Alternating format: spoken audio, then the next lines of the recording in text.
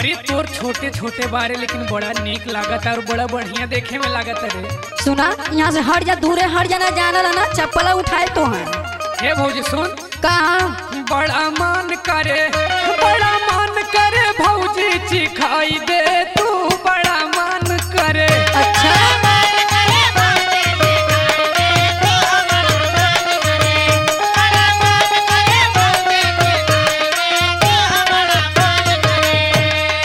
सुना।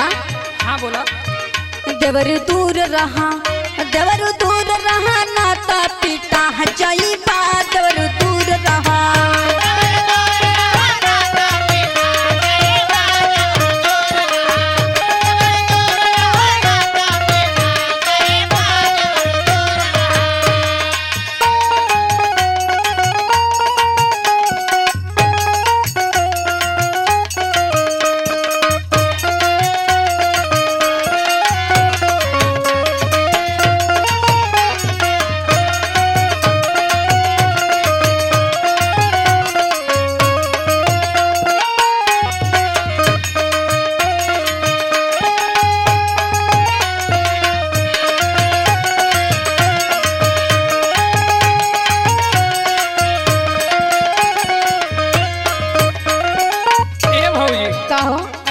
काहे खातिर डांटत है हो?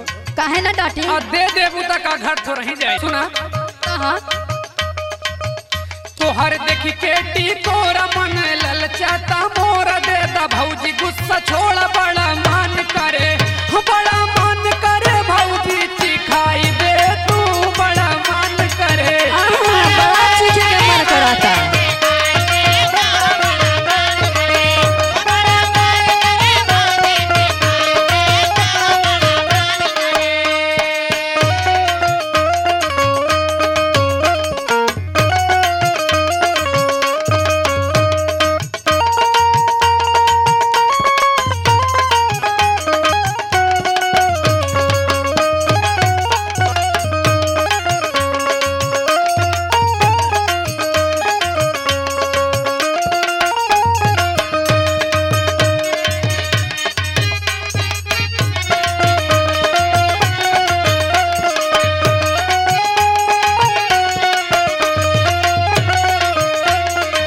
सुना।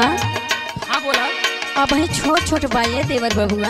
अच्छा जब बड़ा हो जाए ना, हाँ तब आया हो। अरे भौजी एक आध दो ज्यादा ना हो। सुना सुनावा। जनी है भैया तोहार हमके मरी है बड़ी मार, सब बौर गइल झार, देवर दूर रहा रात पिता जई बा, देवर दूर रहा।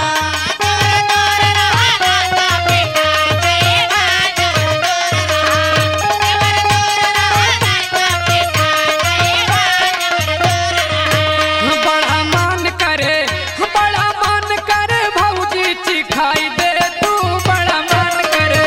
देवर दूर रहा नाता पिता जई बा, देवर दूर रहा। बड़ा मन करे भौजी चिखाई दे तू, बड़ा मन करे। देवर दूर रहा नाता पिता जई बा, देवर दूर रहा। बड़ा मन करे भौजी चिखाई दे तू, बड़ा मन करे।